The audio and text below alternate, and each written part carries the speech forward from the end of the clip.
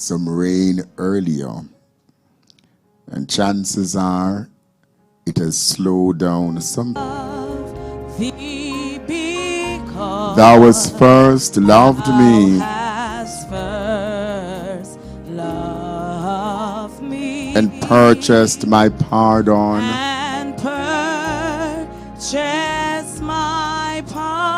on Calvary's tree. I love thee for wearing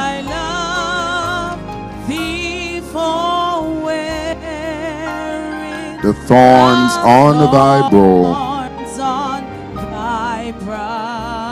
If ever I loved thee,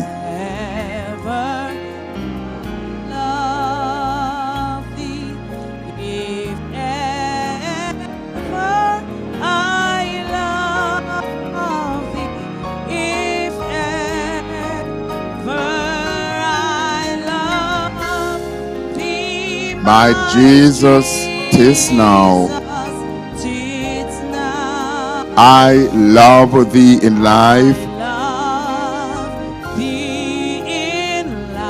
I will love thee in death.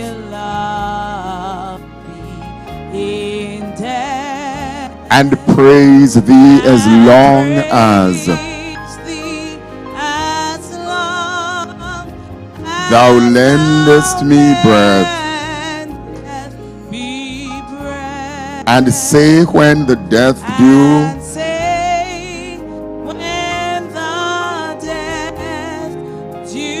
lies cold on my brow. if ever I love thee,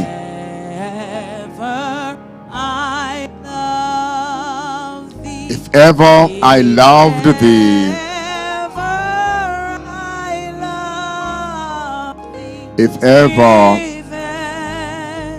I love thee, my Jesus, didst now. in mansions of glory and endless delight,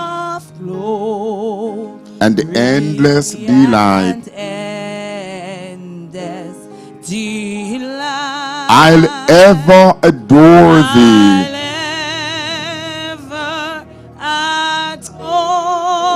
In heaven so bright, I'll sing with the glittering crown. With a glittering crown on my brow. If ever I loved thee,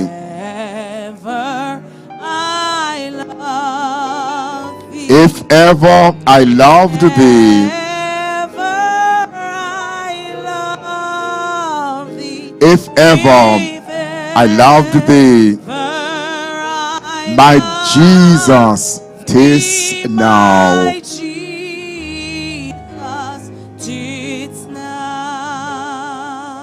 Praise the Lord. So very, very happy that they are with us this evening. And so the Lord bless you. I found this article only yesterday, and I thought I would just share it with us. Money management for the Christian family. I was very intrigued by it, and I thought that I would just share it this evening. So bear with me for a while. It says, in his day, John D. Rockefeller was one of the richest men in the world. For all practical purposes, his money was virtually limitless. Once, an interviewer asked him, "How much money is enough?" Rockefeller replied, "Just a little bit more." As courageous as it sounds, haven't we all been there? Whatever our income level, we think to ourselves, if only I had just a bit more, then at last our budget would have some breathing room, and we will be satisfied with our finances. But Rockefeller's response pokes a hole in that theory. The truth is, control over money have less to do with how much we make and a lot more to do with how we manage what we have. Can I get an amen? Financial health is important not only to our bank balance, but to the atmosphere in our home. More marriages are blown apart over financial issues than almost any other factor. We need to recognize that managing money is a spiritual issue. You believe that? Here's a question. Did you know that Jesus spoke more about money than he did about any other topic? In fact, 15% of all the recorded words of Jesus are on the subject of money. And I can't help but to say, wow. Look at the number of issues that Jesus could talk about, but he did a lot of talking about money. This evening, we're going to hear a lot about money. And as I said, we are blessed, we are fortunate, and we are privileged to have with us this evening the Reverend Carl A. Francis and his wonderful wife, Sister Diary. Is it Diary or Deary? Diary. All right, Sister Diary with us this evening. And I did tell you the last time they came here, but for the sake of those persons who were not here, for the sake of those persons who just started coming to Sunrise, Sister Diary and I are from the same district, up there in St. Andrew. And it's just good to have them both. So Reverend Francis is the lead pastor of Living Word Open Bible Church, Cooper City, Florida, which he and his wife pioneered in 1993.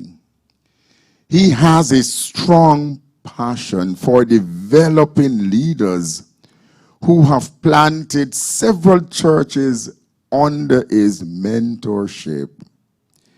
He has been involved in pastoral ministry for over 40 years.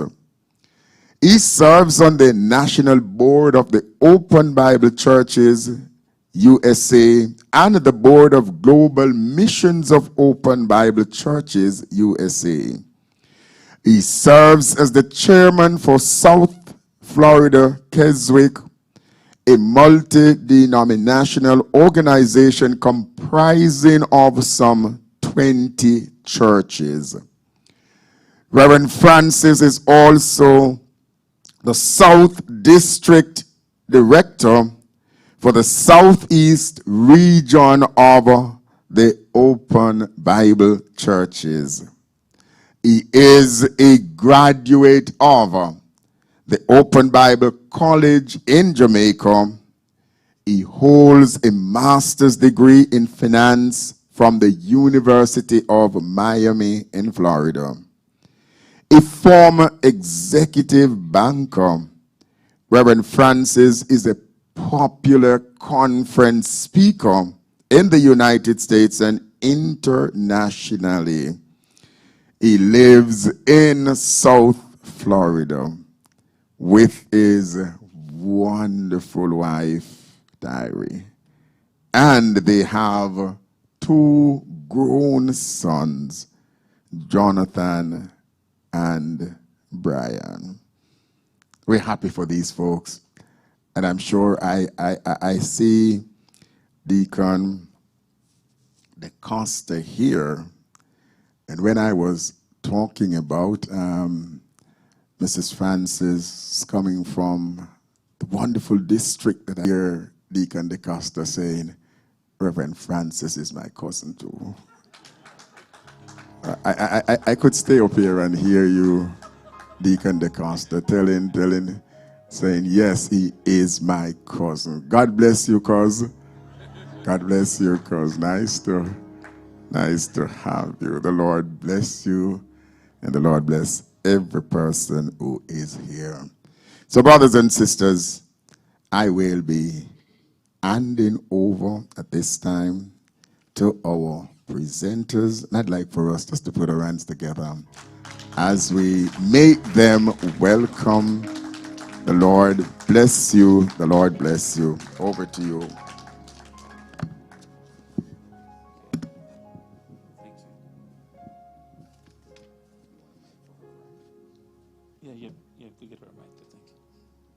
Well, thank you, Bishop Wilson. It's a pleasure to be here this evening with you and to be again at the church. And I'm going to ask my cousin, you can sit with her, is that right? They're very good friends.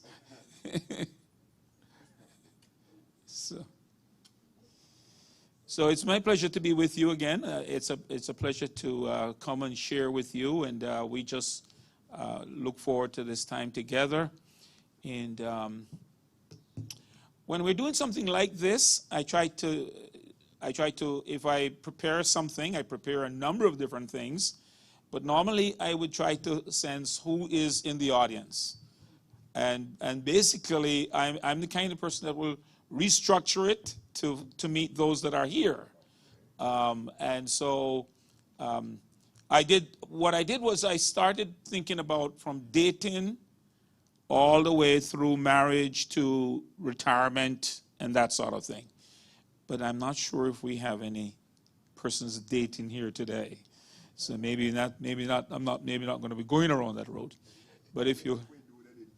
They didn't tell you.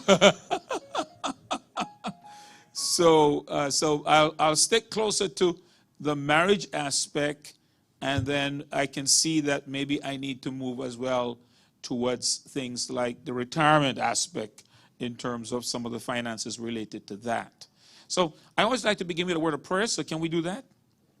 Father, we thank you for your faithfulness to us as we talk. We want to just have your Holy Spirit to be our teacher, and that I will just be a facilitator. We ask you, Lord, that you know every individual here, you know their needs, you know their situation, and you know what it is that need to be said.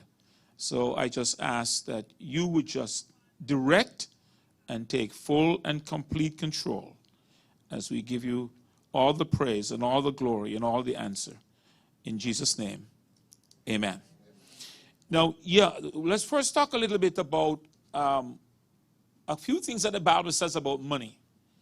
One of them that we are very familiar with, it talks about 1 Timothy 6:10, for the love of money is the root of all kinds of evils. Now, it didn't say money is the root of all evil.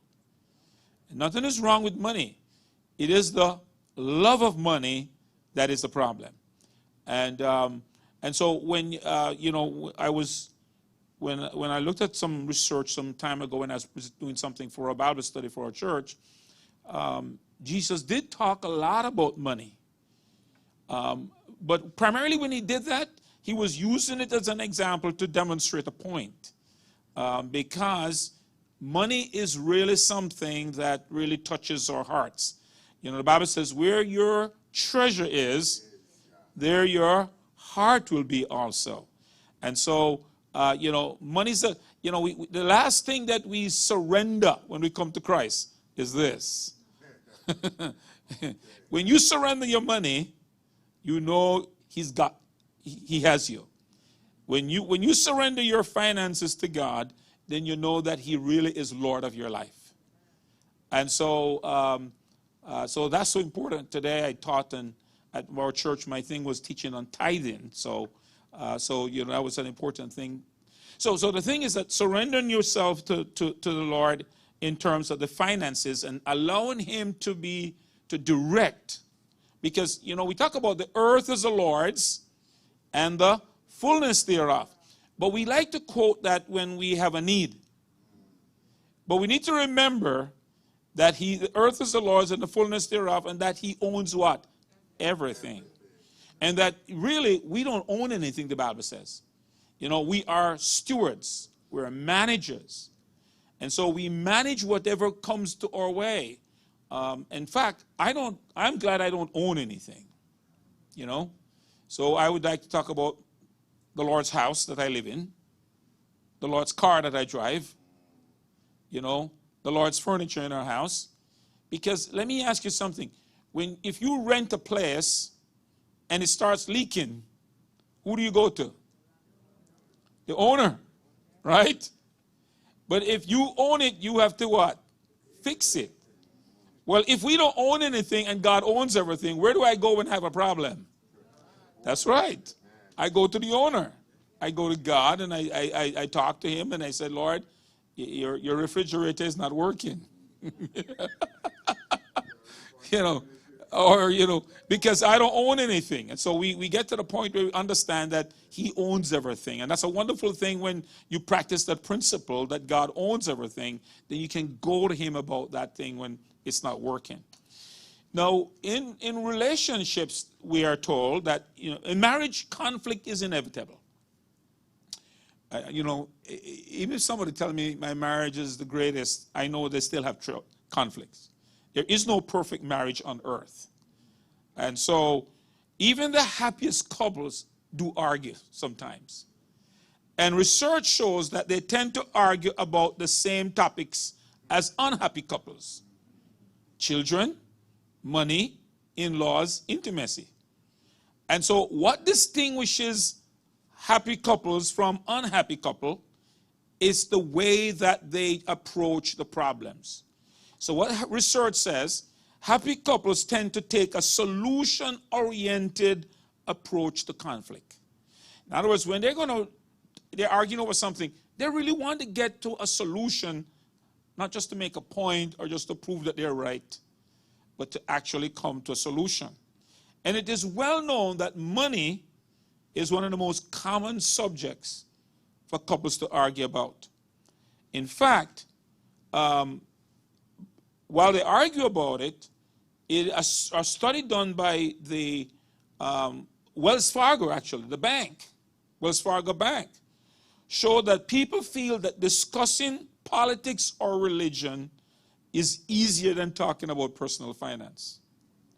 They'll talk about politics and religion, and they say it's easier than talking about personal finance. Couples don't, when you start talking about money, somebody will get silent, you know, or, you know, whatever it is, because you don't like to bring it up, but we need to talk about it, though. It is important. And so it is one of the topics that we need to focus on. So how do we really, as couples in marriage, what's the best way we approach money? Well, we start with the scripture. We go back to what the Bible says. The Bible says, and a man shall leave his father and mother, and the two shall become one. That's very important, that oneness. That biblical thing all the way back in Genesis, where it was established that the two are one. And that is an important thing, because if you start treating, in fact, the word that is used in the Hebrew for the one, it's like you weld two pieces of metal together. If I weld two pieces of material together, when I pick it up, it's no longer two pieces. It's going to come up as what? One piece. So when the Bible says the two shall become one, that is so critical. And so it is not just in the physical union and in the spiritual union, but also in everything. And that mindset of we becoming one is important. So when you are married, or hopefully when you were preparing to be married, it should have been taught, I would hope, that you no longer are going to say your money or my money, but it's our money. It's not ours. And we need to learn to understand that that's really the mindset that God wants us to have. It's our money. So you don't ask us, what did you do with your money? It's our money. And so when I'm counseling couples that are going to get married, this is a very important aspect that I focus with them on, is the whole concept of you're coming into this relationship, and if somebody comes with $1,000 and another come with $100, we have 1,010 together. I mean, 1,100. 1,010. 1,100. We have 1,100. We have. I've never seen that one before. We have 1,100 together. Thank you. This is why I need her. We have 1,100.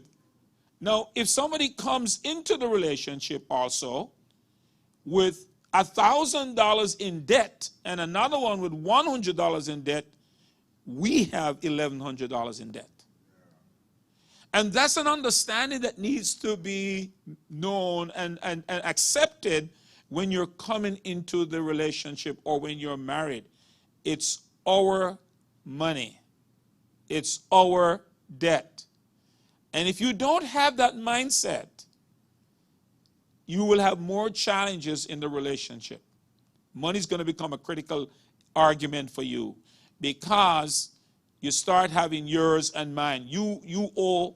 So somebody says, well, you owe, you have your credit cards, and you have so much on your credit cards, and I only have this on my credit card. And it's that kind of thinking creates problems in marriage and finances. We have to get an understanding that we are becoming one, and it is our debt. So if you have $30 in credit card, $300 in credit card debts, and another have $500, we have $800 in credit card. Our debt. And we have to now face it and figure out, how do we manage our finances with the income that we have and the debts that we have. So the yours and mine need to go out the window. And we need to be focusing on the fact that it is our income and our debt. And when we do that, here's what happens. The brain is an amazing organ. And you know, we can train our brain to think a certain way. And once we start thinking a certain way, it helps us to process life and to go through doing things in this similar way. If I start thinking your money and my money, your money and my money, can I tell you what's going to happen? We're going to generally think about what you have and what I have, and we're going to separate it. If I'm thinking our money, it's our money, it's our debt, and we think about us, I'm always going to be thinking what's good for us, what works for us. And so when I go going through your brain, because it is accustomed to thinking us, ours, when you are doing things in general, just going about your business, you don't think about yourself only. You start thinking about us instead of, what do I want to eat? And I don't think about what anybody else will want to eat. Or where am I going to go? And I don't think, if that's the case. So the concept of constantly focusing on ours, mine, ours, us, we, it makes a difference. And so that's a very important thing. So I encourage couples, because of this oneness, Honesty and openness and transparency is very critical in a relationship, even so much more with money. So when couples are coming into the relationship, I have them sit down and talk about what they have.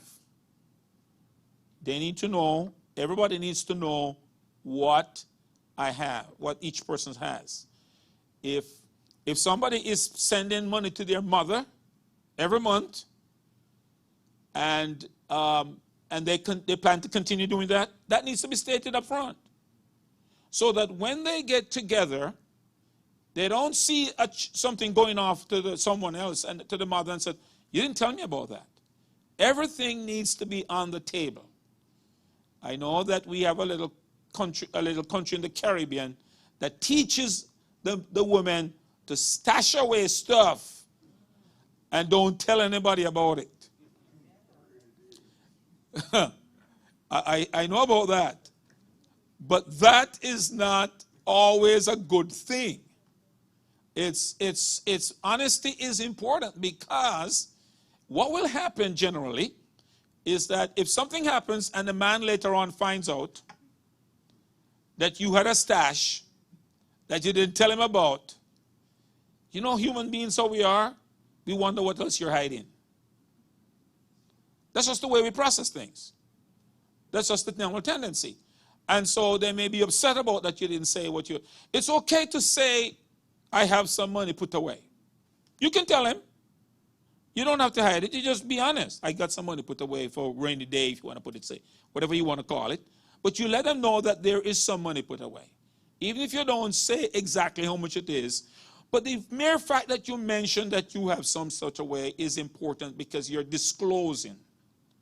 Nothing people hates more than when they get married and they start discovering stuff about money that they didn't know. For instance, if you hide a debt that you didn't tell the person, then you come into the marriage and then now you see, oh, you know, I have to write a check for what? Yeah, because I have this debt. You didn't mention that. You know, it's honesty is important. Transparency is important. And everybody needs to know what is happening about the money. I have situations where, you know, somebody says, I don't know what she does with her money. I don't know about those kind of relationships. They may work, okay, if that's good for them in terms of, I don't know what she does with her money. But I got to tell you, when the person said so, they weren't happy about it. They weren't telling me that in a happy way. I don't know what she does with her money, and I don't mind, and I'm happy, I'm okay with what she does. No. They wanted to know, but it's an argument. And so these are things that need to be resolved prior and to be sorted out early in the relationship, even in the marriage. It depends on where you are. We need to make sure that we understand where everything is at. Another thing about money is personalities.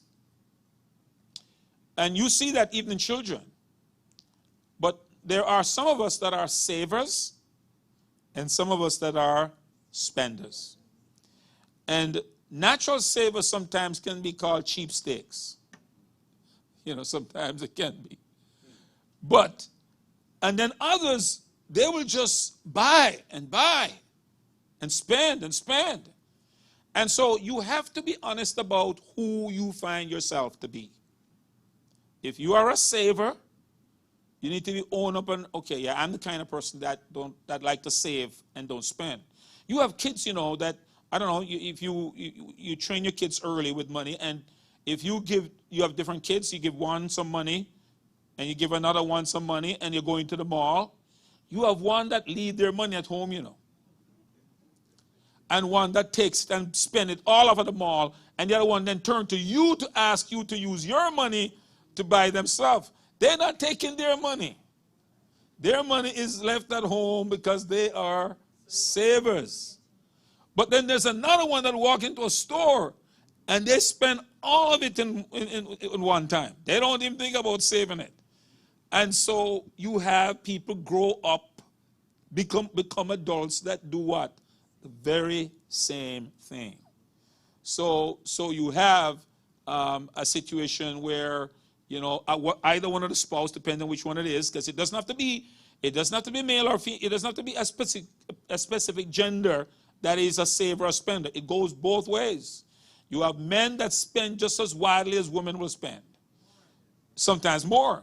Yeah, because as my wife always says, one of the gadgets from men is sometimes more than 3 dresses on a sale. So, you know, so it's those type of things. So really, so you can have men that are spenders. But you have to know yourself. You have to know yourself and be willing to work together. So what happens if somebody is a spender and they will just spend the money and spend the money? We have to sit down and talk. You know, now we're going to talk about almost getting into a budget, right? We don't like the idea. Some people don't like the term budget, so we have another name for it, you know.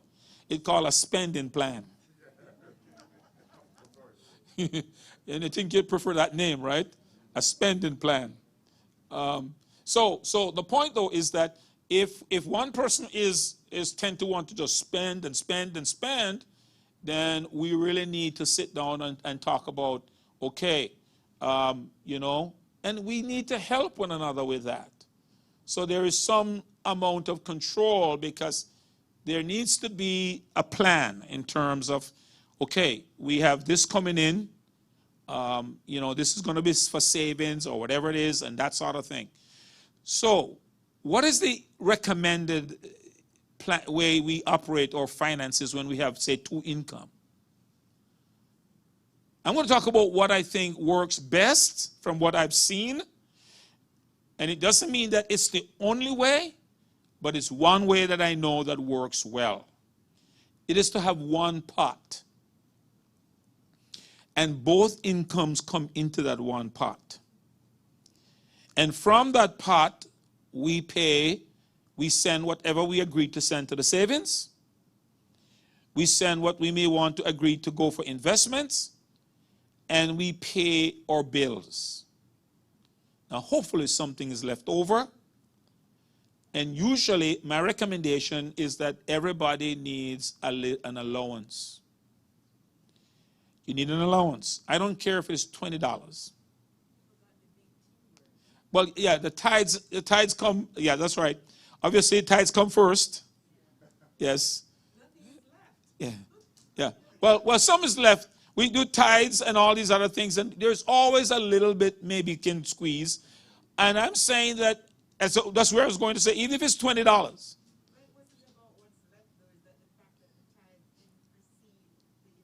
Exactly. The tithe precedes all of that, because that's what I talked about today. So she's reminded me.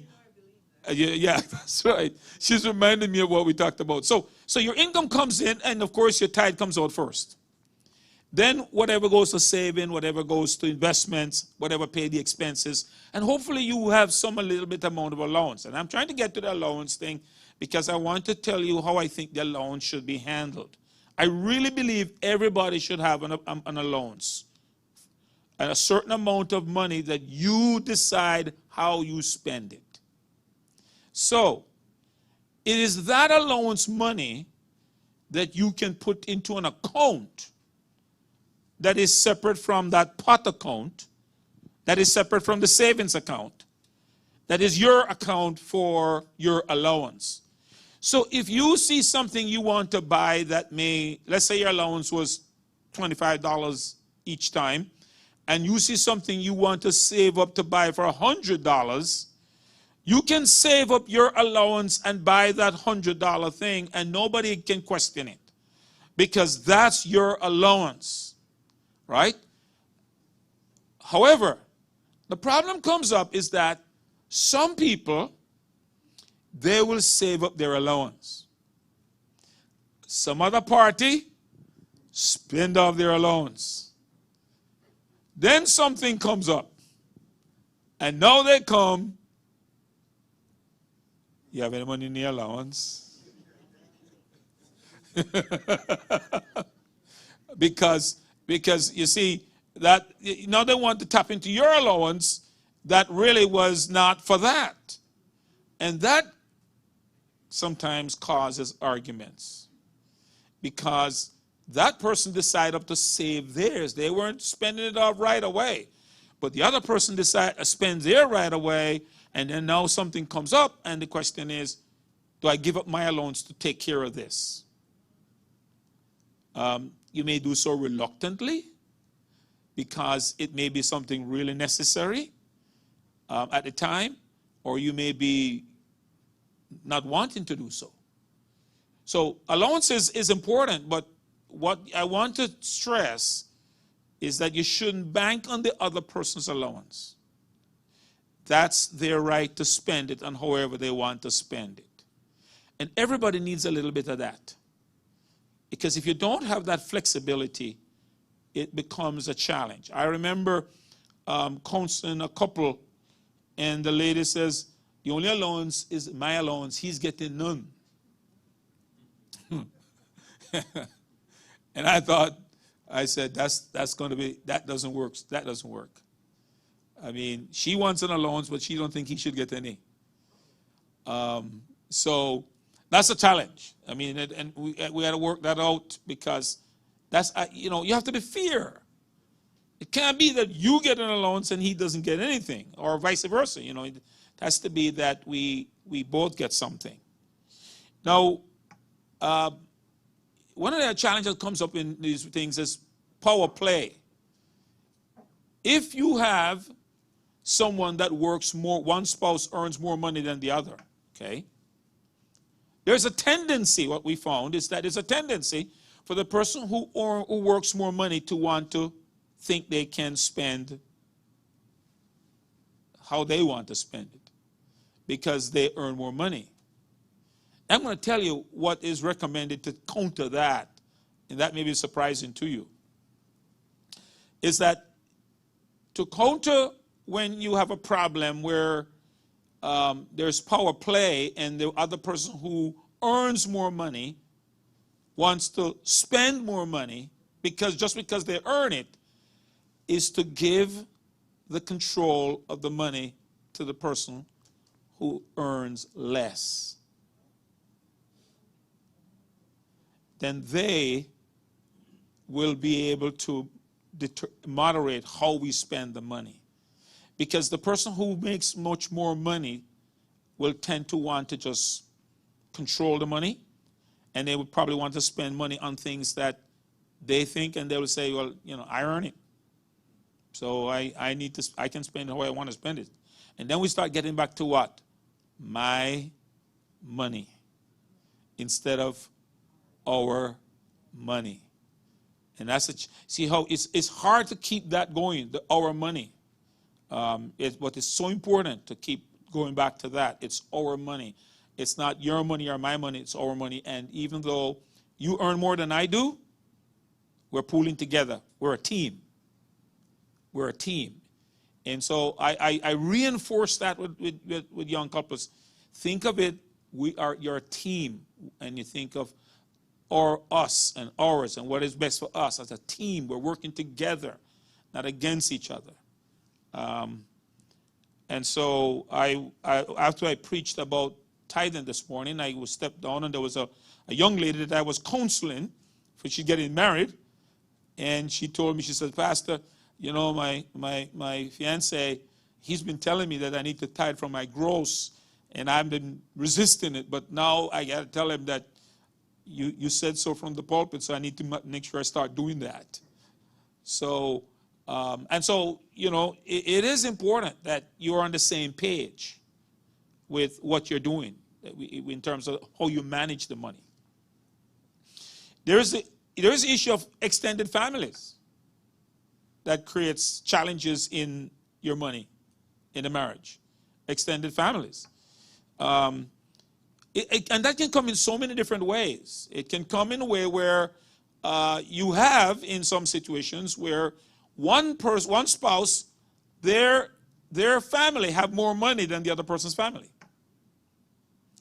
And so, let's say it's the wife's family, and they buy her a ticket to come somewhere, and you you know, your people can't, and they splurge on this and they splurge on that with her because it's their daughter, and it's the other person can start feeling a little way, and some of those dynamics come into this, and sometimes it creates tension in the relationship, and so you have to be very careful about that.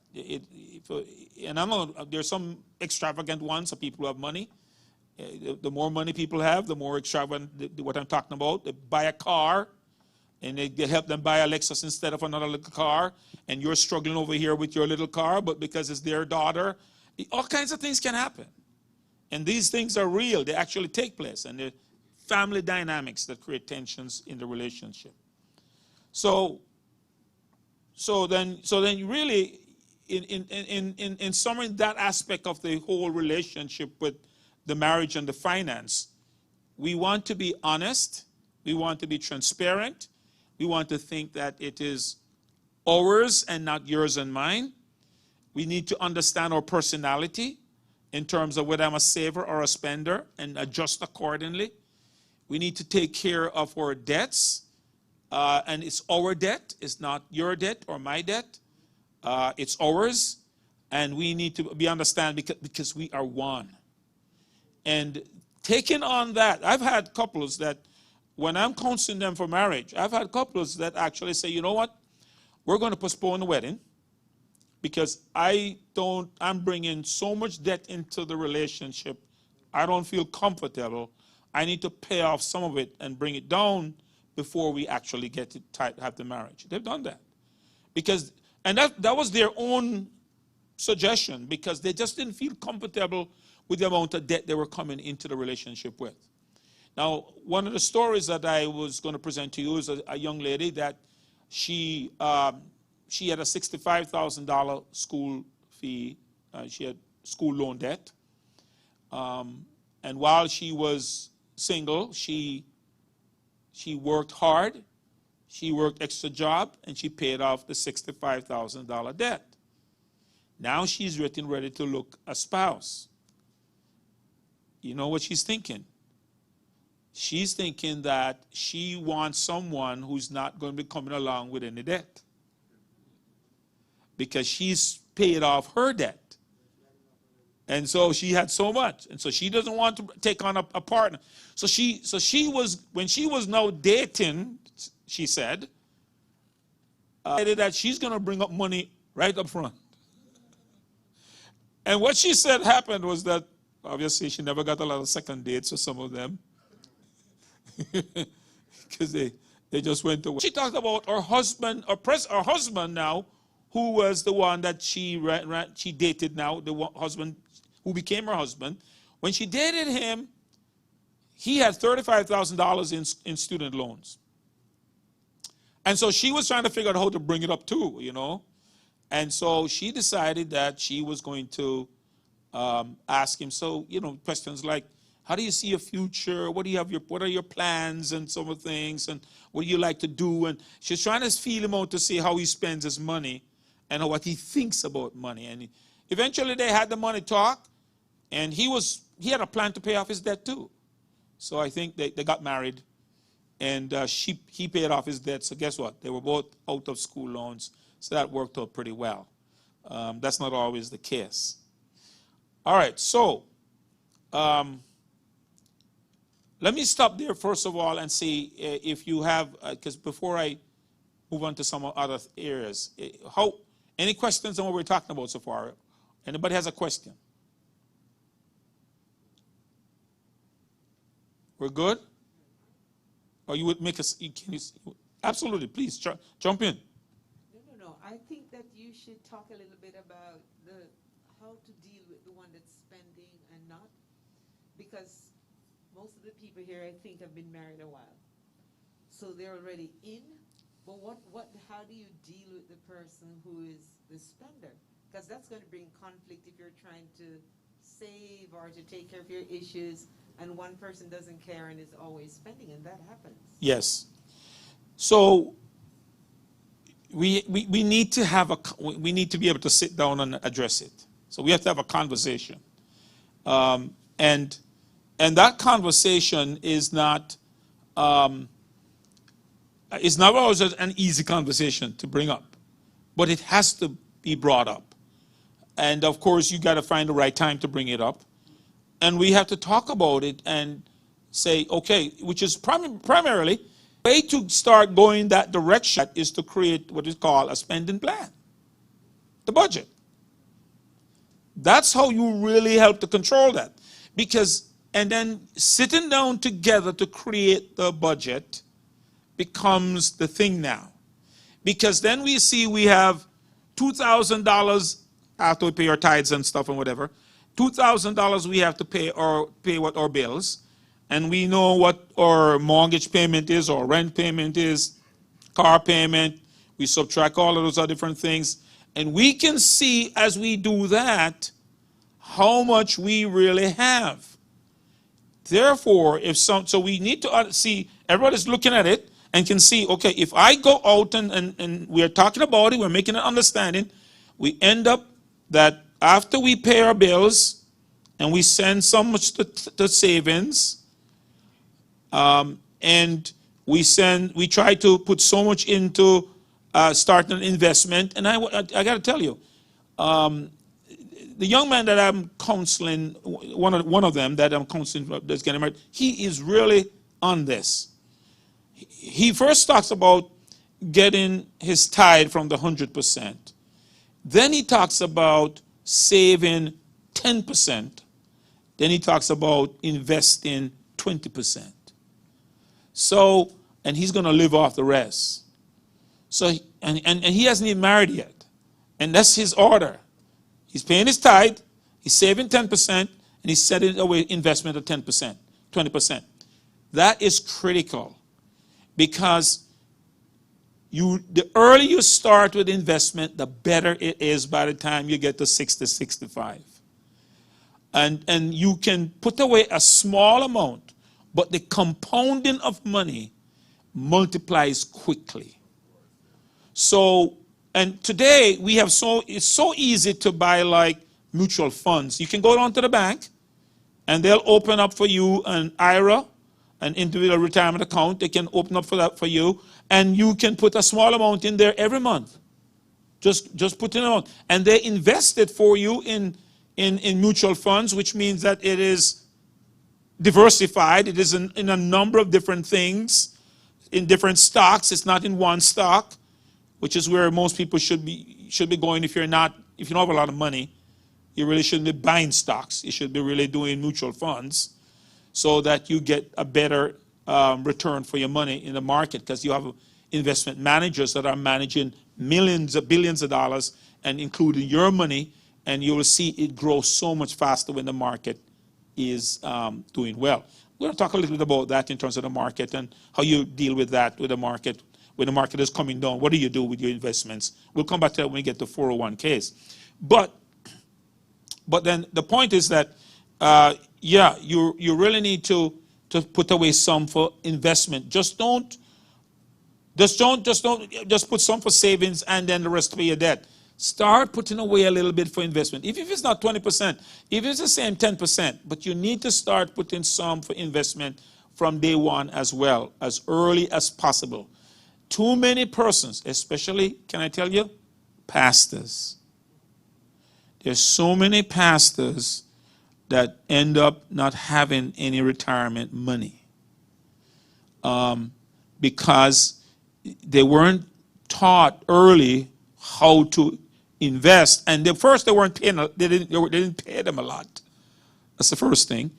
But at the same time, and then the organization doesn't have a system to take care of them a lot of times, and we see over and over again the situation, the crisis that pastors are in when they come to retirement because they don't have the funds for retirement.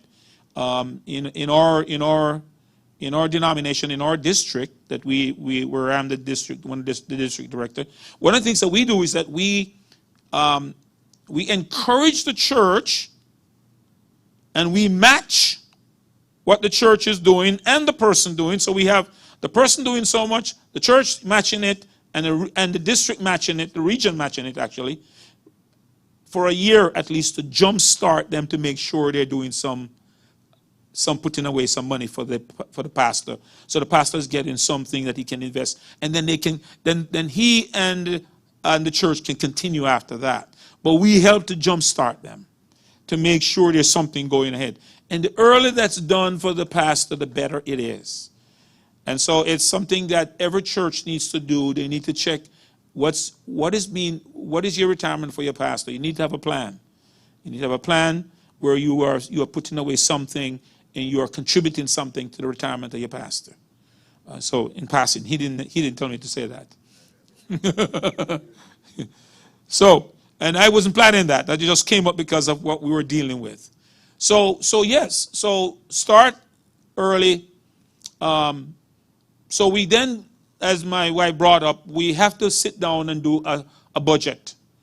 And then when we do the budget, it will tell us that you can't just go and just spend on something, because there's a line item for everything. And if you spend what is not in the budget, where's the money going to come from? It means that we're going to have to take it from another item, which means that we may have to cut the food. Or it means that, we can't go out to eat you were planning to go out once a week. Well, we probably can't go out to eat for the next 3 weeks. Whatever it means, because you violated that line item.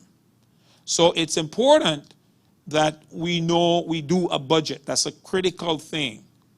Now, there are budget apps for those of you that are computer savvy. You can download on your phone, from the Apple Store or Google Play. If you have an Android, you can download an app that will help you to manage your money.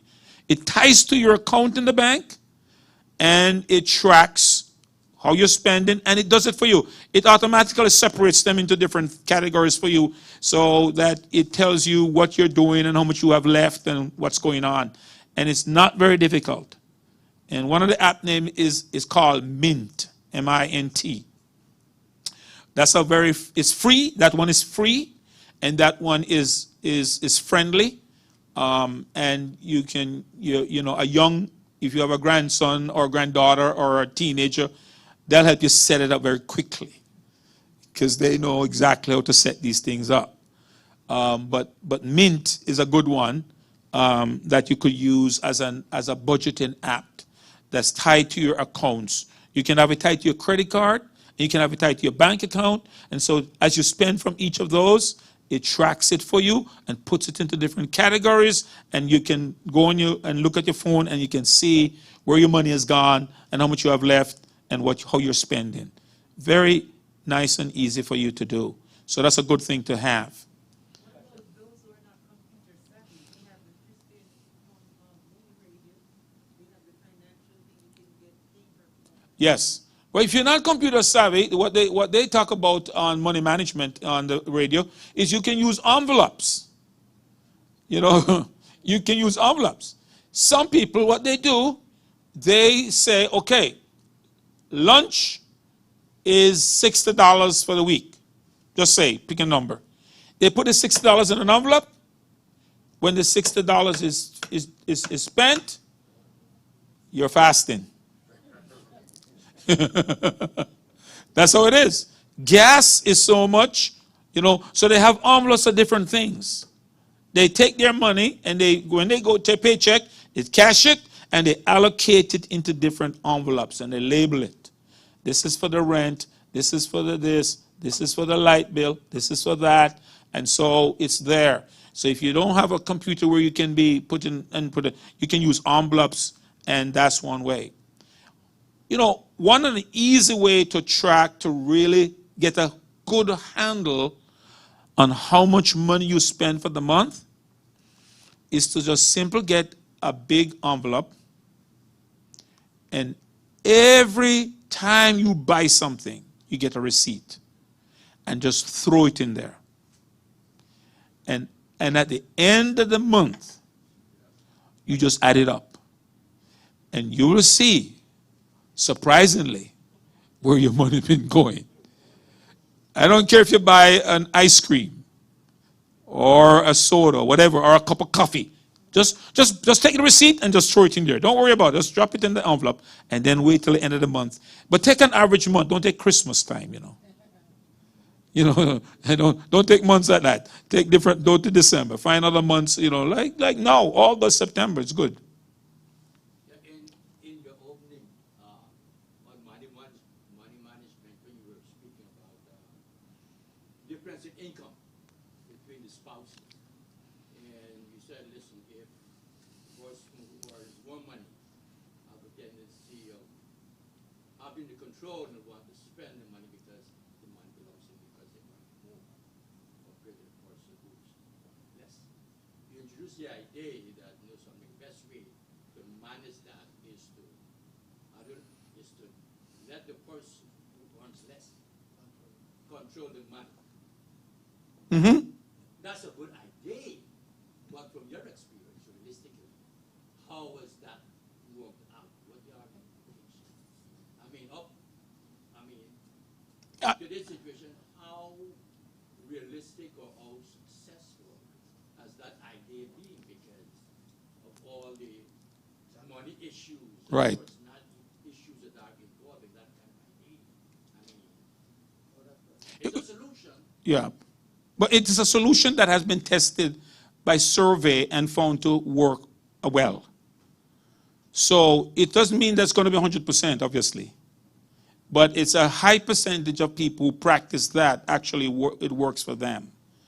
Of course, the big challenge, of course, is the person who earns the money to be willing to submit to let the other person control the money. That's where the biggest challenge is.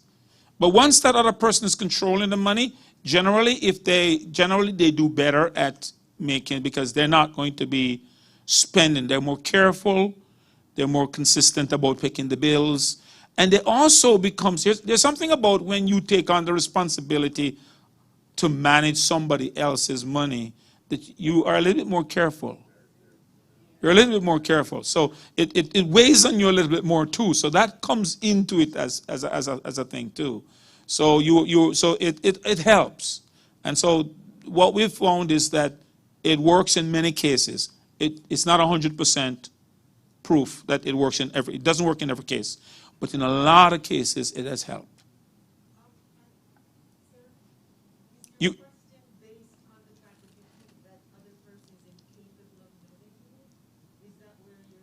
No, not at all. I'm just looking at it as a solution Yeah. to a foul play in the earning regimen, so that between husbands and wives, you find in our economy in this present time, I don't know, financial culture, you find that there are more women going to college, and in a lot of relationships, and a lot of marriages, that the women bring in a bigger paycheck.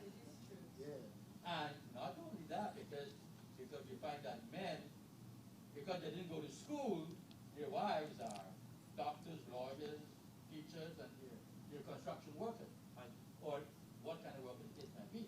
So the imbalance of income. Now, in reality, that solution, in our cultural, situation, I'm curious as to how that will. I don't know where the survey, what will the survey. Yeah, I don't think it's all about Caribbean. It wasn't done among Caribbean people generally. It definitely, it wasn't among Caribbean people, I can tell you that. That's true.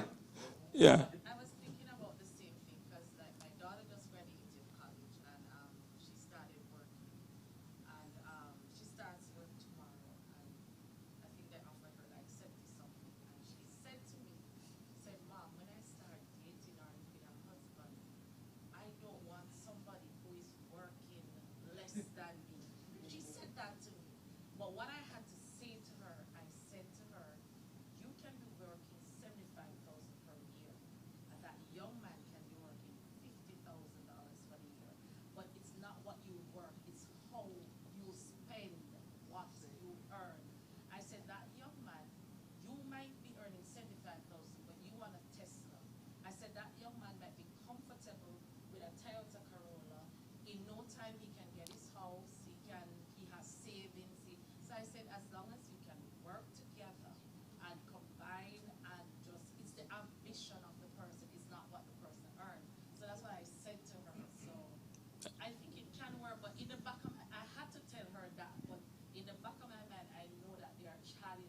Yes. when it comes to that. Yeah.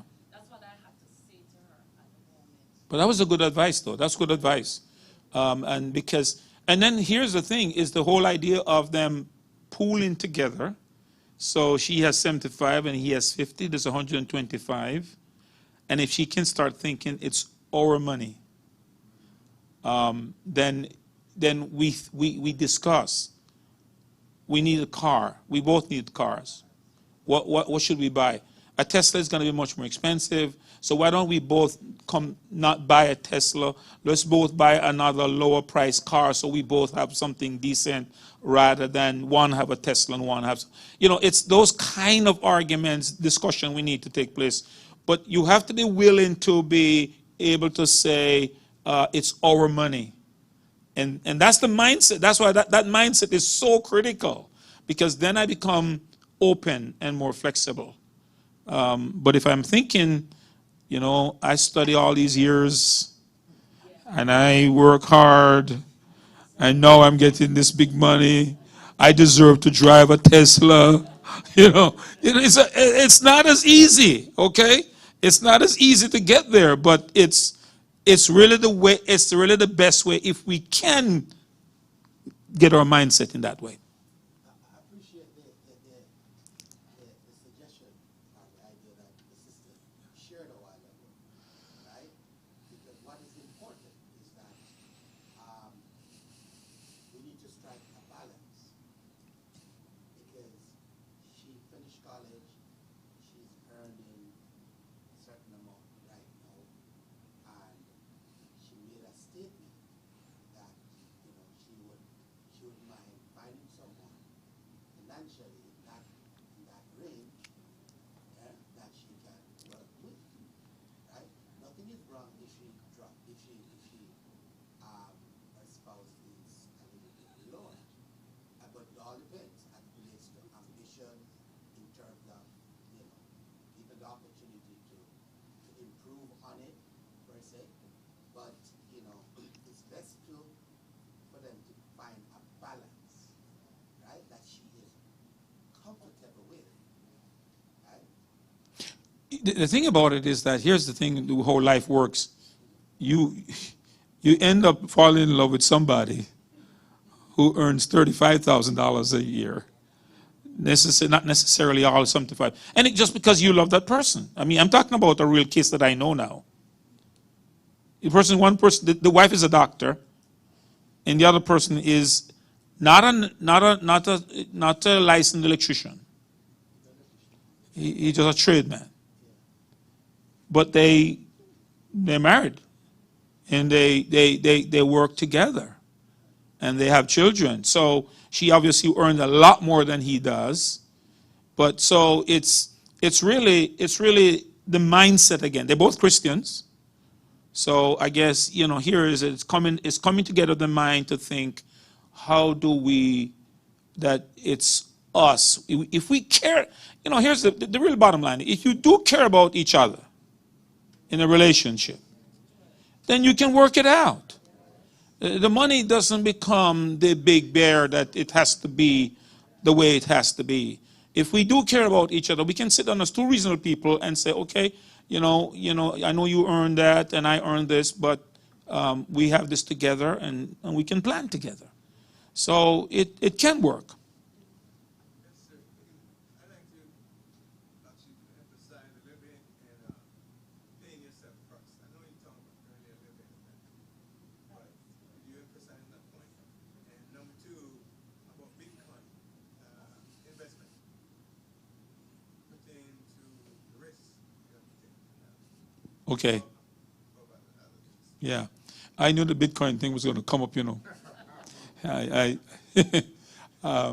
Well, yeah, so in terms of paying yourself first, he's talking about, after you take out the tithes, obviously, he's talking about the savings and also investing, putting money into an investment, which is like paying yourself first to make sure that those are taken care of. That's important. And I really think it's important to start early. You can't start too early. What survey says is that from elderly couples, is that the one regret they have is that they didn't start earlier to put money aside. A lot of senior couples, they said they wish they would, because time makes a huge difference with the compounding of money. So let's deal with that with the market. So the market, on average, gives you a return typically of about 10% to 12% over a 10-year period. That's a typical range. So the market goes up and down, up and down, up and down, and depends on the economy. And people put their 401k in, they have their 401k out there because, or 403b, whichever one your company uses, if you're invested in something like that, or even your IRA, whatever it is, and they invest it for you in mutual funds, and you're watching it, and it grows up to here, and then you see the market like it is now, and everything is coming down like this, and people start panicking. You don't want to take it out. You want to continue contributing to the market, to your retirement fund, because there's something that is called dollar cost averaging. In other words, when you are putting in money from your income, and they're investing it for you into your retirement account, and the market is going up, you are paying more per share for your mutual fund to buy into that, because it's higher up here. When it drops down here, and you put into it, when the market is down, your $100 will buy more shares at a lower price, so you own more mutual funds. So some people don't realize you need to continue to put into the market when the market is down. You don't stop putting your money into the market in terms of you continue to do it, because you get more out, but a better bang for your money. And so the other thing is that because you put it in when the market is down here, and you're able to buy more shares, when the market starts going up again, you have more shares that's going to give you a bigger return, so you're going to end up with much more money when the market goes back up. Because bet your bottom dollar, if you are here long enough in America and you watch the market, it goes up and down and up and down and up and down. So it's really a long-term scenario. You know, the market is not something for somebody who wants to go in a short term.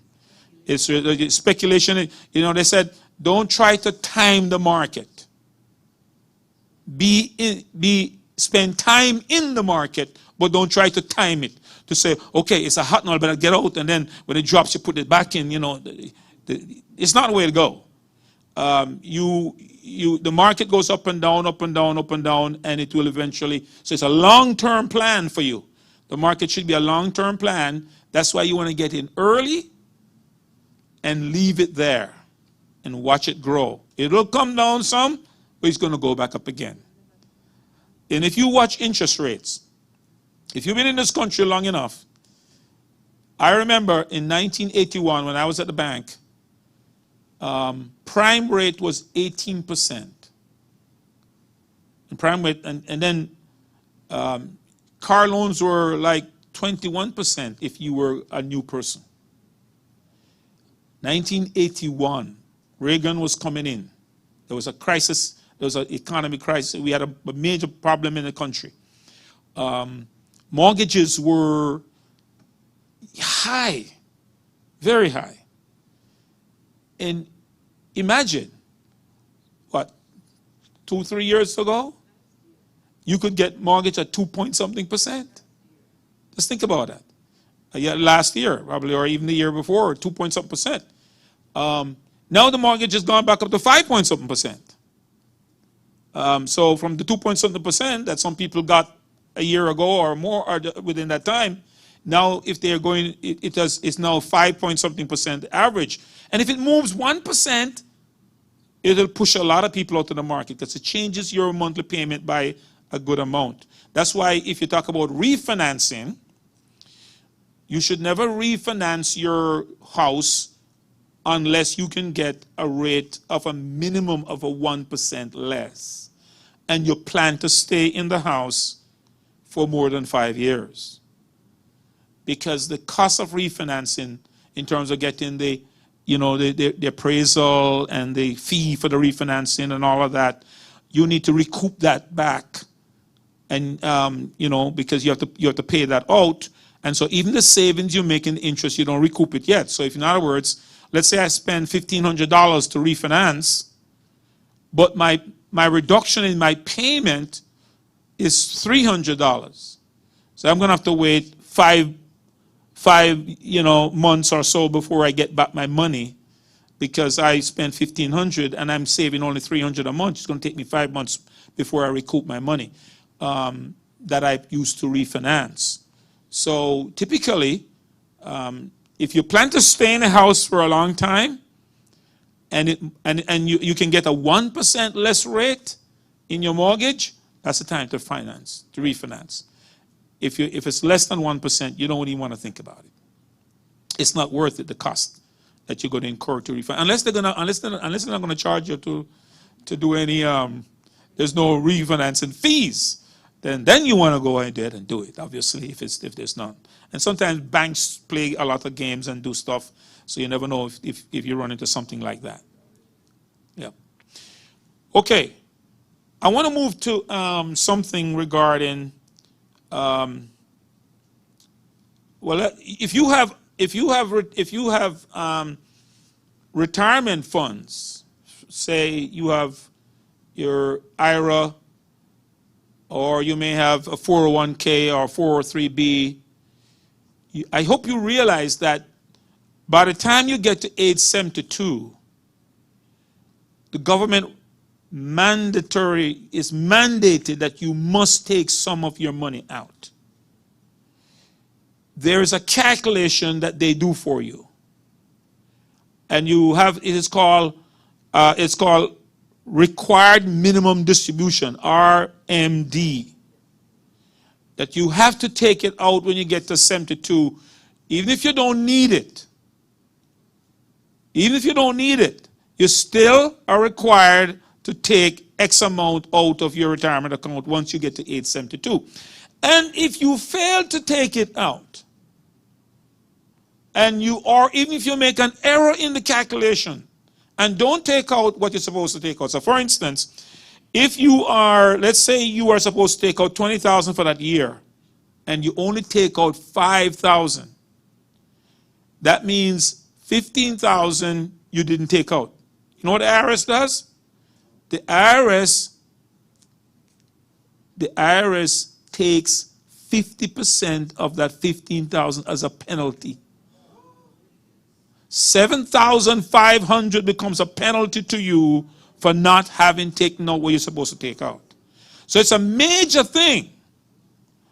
It's not something light. So once you have those investments and you're approaching age 72, you need to start thinking about that because you're going to have to take it out. Now, the average you and I generally don't calculate it, but your accountant can calculate it because it's a table. The government produces a table. And it changes every year. It based on your age and based on different things. So it changes every year. So every year they have to calculate it to see how much you need to take out this year from your from your account when you get to age 72. It's called required minimum distribution, RMD, required minimum distribution. So a very important thing.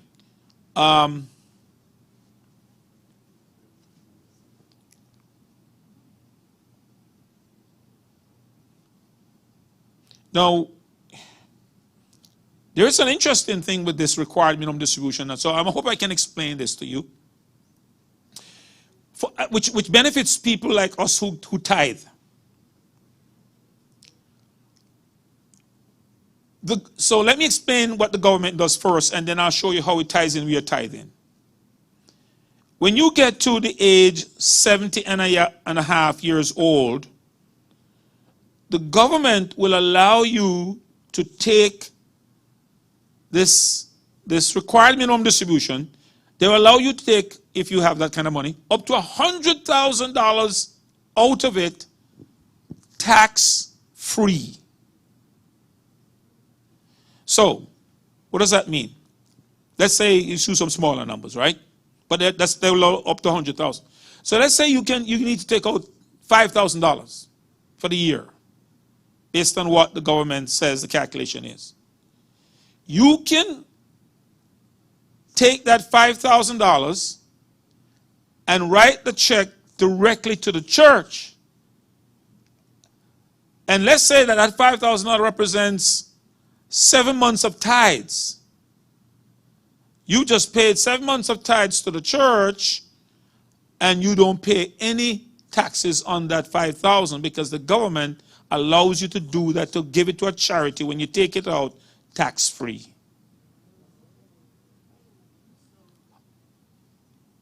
Go ahead.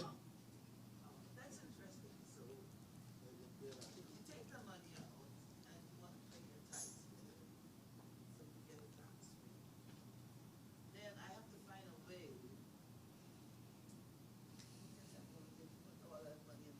I'm paying my tithes out, right? Because I want to get it tax free.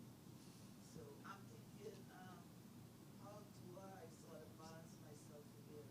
Because now I'm paying all of this money. Well, that's it. If you are able to do it, that is. Because let's assume that you have Social Security coming in and your finances allow you. So you don't have to give all the 5,000. You could give 1,000 of it. You see what I'm trying to say? So whatever portion you give, that becomes tax-free. Yeah, whatever portion. You give it to the church as charity. So you're giving it as like your tithes. You see what I'm trying to say? Comes tax-free to you. The portion that you give to the church. So if you were to take out 5,000, give 1,000 to the church, 1,000 is tax-free and 4,000 is taxable. All right, you got that?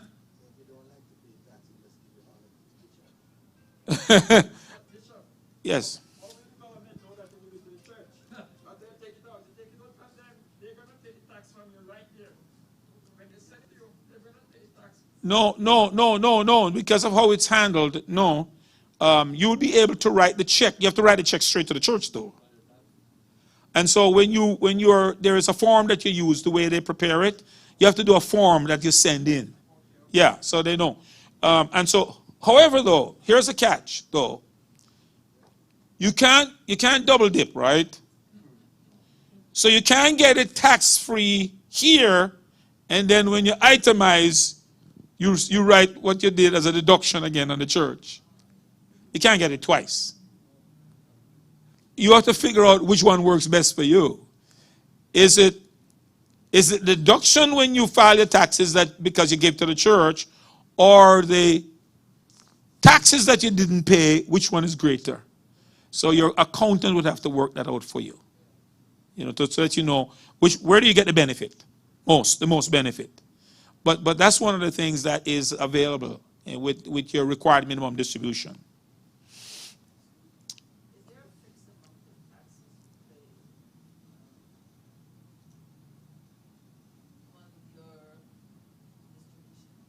It's the tax bracket you're in.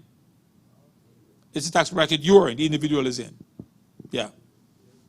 There's a 20% mandatory 20% that they take away from you when you get the R&D. That's number one.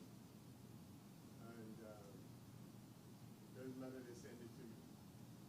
But now they have now increased the age to 73 because people are living longer. And number two, they have increased the actuarial factor that is used to calculate the RMD. Mm-hmm. So you get less.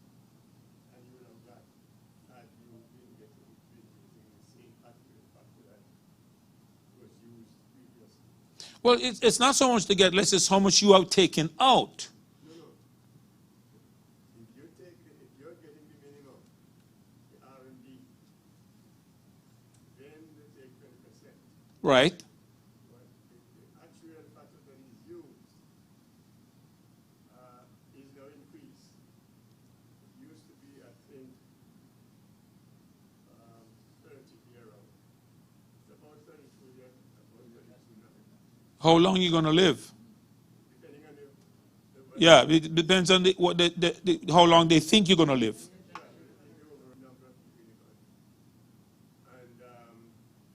what is done, they use that to calculate the RMD. However, every year it's going to be a little less. It is, yes, because you are getting older. Yeah. So I did say that the amount changes every year. It changes every year. So it is getting a little bit less, which means that how much you are taking out. So they take their tax right up front. But I think that if you are going to make it to a charitable donation, then there may be a form that you have to fill out separately so they know exactly what you're doing. If you just get taking it out straight, then yes, they're going to take their 20% right away. Now, there's another thing that I wanted to mention about regarding Social Security, because this is a biggie with Social Security. Before you get to age 65, you need to apply for Medicare. And you have to apply 3 months, you have a window, 3 months before age 65 or 3 months after age 65. You have a 6 months window to apply for the Medicare. If you don't apply within that time, there's a penalty. That when you get Medicare Part B, you're going to pay 10% more premium than everybody else for the rest of the time that you're enrolled. That's a lot of money. And so you really want to make sure, even if you're not starting to, even if you're not retiring yet, it doesn't matter that you're not retiring. It's just that once you get into age 65, you need to apply for that Medicare. I think the other thing to understand, even if you're covered by your company where you work, you have to apply what you say refuse. You have to do something. You know, people get penalized because they were working and they had insurance. You may have to use the mic there. You may have to use the mic. So we know of people who have come crying because they were working and they have insurance. So they thought they didn't have to. You must, but you put refuse. You have to go through the process. It is required. And a lot of people don't understand that. They really penalize you.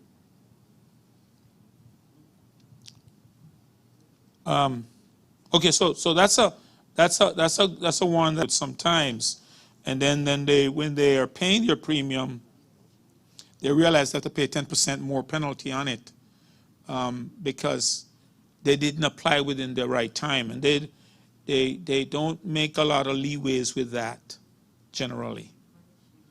Yeah, it's a firm thing. So you wanna, so if you know people that are approaching that age, you want to let them know they have a 6 months window, 3 months before, 3 months after age 65. You want to be able to apply during that time.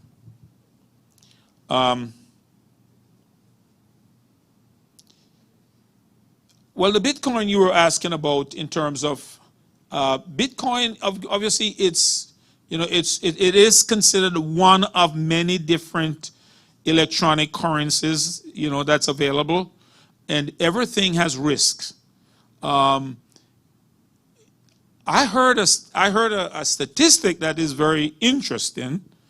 I heard it from Bloomberg. I don't know if it is true, but that's what I heard. That I heard it or read it. That right now in America, there are more blacks in Bitcoin than whites. That's a very interesting thing for me to think about. That more blacks are invested in Bitcoin than whites are invested in Bitcoin. Percentage-wise, that is. Not individual numbers. But if you think of the percentage of the population of whites, and we are about 12% of the population, if the percentage-wise of the population, white, and the percentage-wise of black, more blacks percentage-wise are invested in Bitcoin than whites. So we're taking a lot more. And if you watch a television, see who they use to advertise Bitcoin. I've been watching that. It's a lot of black people. That's who so they've been trying to go at the the African American with the Bitcoin, obviously, because that's who they're using. So, of course, LeBron was one of them. Of course, Steph Curry was another one. All of these guys, that's who they've been using to pump the Bitcoin thing and promote. And so people are thinking, but those guys have a lot of money. LeBron is a billionaire. He can't take the risk that he takes. So you don't want to fall into the trap of people say, oh, if LeBron doing it, then it must be okay. Which is a concept that other people. But they know when to get in and when to get out and what to do, and they have good managers tracking their thing every time. So it's not one of those, and somebody in our church came to me about it, and the blockchain thing, and those different things, and when we looked into it, we decided, it's not something we're going to go into. It doesn't mean that it's not good, doesn't mean that it can't do well in the future. It's just not for me. I don't understand it enough. It seems like a strange thing, because guess what? It's still controlled by somebody somewhere. There's a computer, it all goes to a computer somewhere, and so that means somebody's controlling it. So no matter how they try to say you get around the banks, it's still, there's risk in everything. But that's news in a sense, and it carries a certain level of risk. Now, one of the things to do in trying to make sure that you avoid your investment going up and down in the market, up and down in the market, up and down the market with a problem, is to diversify using different. When you ask your person at the bank or wherever to invest your money, you want to tell them, I need some money in different aspects of the economy. In other words, I need a little bit in real estate. I need a little bit in commodities. I need a little bit in stocks. I need a little bit in bonds. Because all of those things move differently in the economy. So when one goes up, the other one comes down, and guess what? It balances out your thing. If all you have is just stocks, or just stocks and bonds, then of course, when the market goes up and down, you're going to be like a yo-yo, how it follows, because you don't have anything to stabilize it, to balance it out. But if you have a little bit of real estate, and you have a little bit of commodities, and you have a little bit of these other things in there, and you tell them you want to get to diversify that, to be diversified that way, it helps when you have inflation too, so that it keeps you more leveled and not be up and down with the fluctuations in the market. If you have young people that you got, like your daughter who's just starting, how old is she? 22. Okay, 22? Okay, so she would be a prime person. If I was going to recommend to her the allocation for investment, she could put easily 80% into stocks and 20% into bonds. Because she's young and she has a lot of years ahead of her. So you want to get the growth now. She needs to get the growth. As you get older, you got to cut on the percentage in the bonds and increase the amount in stocks and increase the amount in bonds, because you don't want to lose money. You can't afford to lose money. So the older you get, the more you should be cutting back on how much your percentage go to stocks, and maybe increasing it to bonds, or moving some off into a cash account where you're not getting a lot, point something percent, but guess what? You're not losing anything either. So sometimes not losing anything is just as good as, not gaining anything on the other hand, because we put you out to the risk where you could gain or you could lose. But if you're in a place where you don't have to lose anything, that's also a good thing. What they call non-correlating assets, with the different things where you break it down into those different things. I'll talk about one more thing, the rule of 55. For those who get into age 55, there's a rule that IRS has. If you want to stop working and you're 55 years old, the IRS will allow you to at that point, take from your retirement account, and you will not have to pay any penalty if you're going to stop working. But you have to be actually 55 years in a year that you're going to do that. And you should know that you can, one of the things about paying back yourself is when you borrow from your 401k, you pay back yourself. And you pay yourself interest, actually.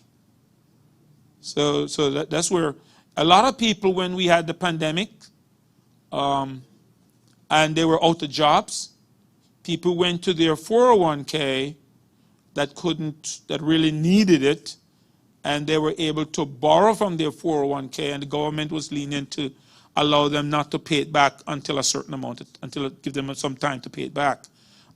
They relaxed the requirements because of the pandemic. But you know, that's not really the time to really take it out, because like I said, the market is down. If you take it out, some out, you're going to have less for when the market is going to rise again. So that's the problem, but if you have to take it, and it's the only way, is that's what you need, because I know some people, they needed it, they didn't have any other way. That's the only way they could do this, and so they went to the 401k, and they took the money from there, they borrowed it, and the government gave them much more time, a gap before they can start paying it back to recover. But the rule of 55 is that if you are deciding to stop working early, and you can take your money from your retirement account without a penalty, because you know, remember, generally, if you take it before age 59 and a half, there was a 10% penalty for doing that. But IRS makes some allowances. They have some exceptions that are even lower. Like for police officers, firefighters, and EMTs, they can get their money out at 50 years of age. And the government give them special exemptions. But the rest of us, we have to flow by the other things. All right. Is there an area that I haven't touched that I don't remember? Any questions on something? This is your chance to go ahead. In case you have money for a trading that's wise, and you want to take it out, take it out and put it somewhere else? You can roll it over. As long as you roll it over into another qualified retirement fund, then there's no problem.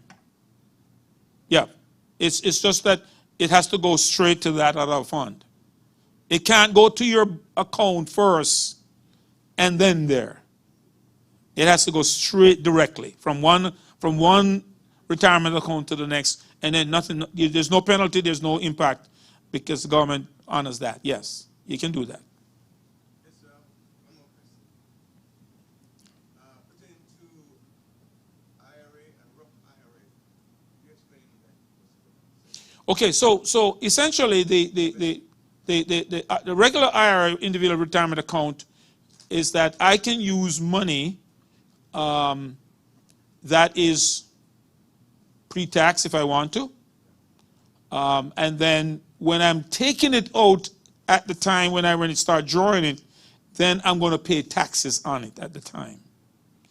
With the Roth IRA, I'm using money, I already pay taxes on it. And then I'm putting money into the Roth. And then when it grows and I take money from it, I don't pay any taxes on it. So some people convert as they get older, they convert some of their individual IRA to the regular IRA into a Roth IRA. You can make some conversions like that too.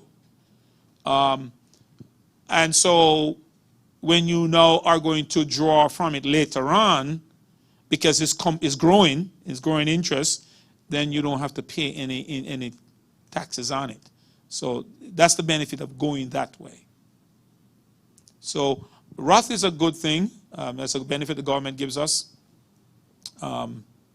We can tap on it, into it, and you can always convert some of your IRA, or if you want, depends on how much of it you want to convert to Roth, and it helps. Of course, at that time you're going to be paying, because you're converting and moving, you're going to pay some tax on it. You know,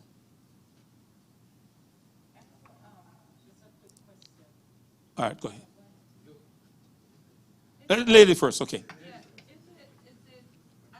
is it wise to pay off your house? Because somebody was saying like your insurance goes through the roof and other things. How do you feel about that? I mean, if you find like yourself with a lump sum and you say, let me just pay off my house. Always when you're saving interest, it's a blessing.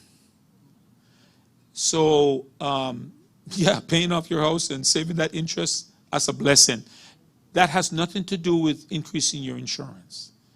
Your insurance will not necessarily change because the house is debt-free. Insurance is your insurance, whether you have a mortgage on it or it's debt-free, they assess it the same way. So it doesn't affect your insurance. Absolutely, we know that. It's just that, but the interest you save by paying it off, that's a huge blessing. Pastor, the only time it's a problem is if you have to make sure there's no penalty clause on your mortgage. If there's a Yeah, prepayment penalties, and a lot of loans these days don't generally have it, but you have to make sure there's no prepayment penalty to paying it off early once you have. Oh, sorry. The gentleman here who didn't have a. Well, then we'll come back to you. Go ahead, you sir. When we talk about money in terms of our retirement and investment and accumulating wealth, it is often focused on a younger starting point. Mm-hmm. But when we come and we look at a group like this here, and we talk about money and the benefits of investment and savings and all the good things that the younger people can take advantage of, Right. and we see the benefit, we find ourselves in quite a bit of a doghouse. Yeah, you find yourself in a very difficult situation. Yeah, because you're starting late. And the point, yeah, because we started late and we don't start at all, but at the end of the day, we felt so disappointed and bad and unachieved. But what we were doing during the time, the discussion does not help us to legitimize what we have been doing all those years, and have not given us any satisfaction or reason to legitimize what we have been doing in the light of the accumulation of money. And so we find ourselves in a situation here at our age, and and sometimes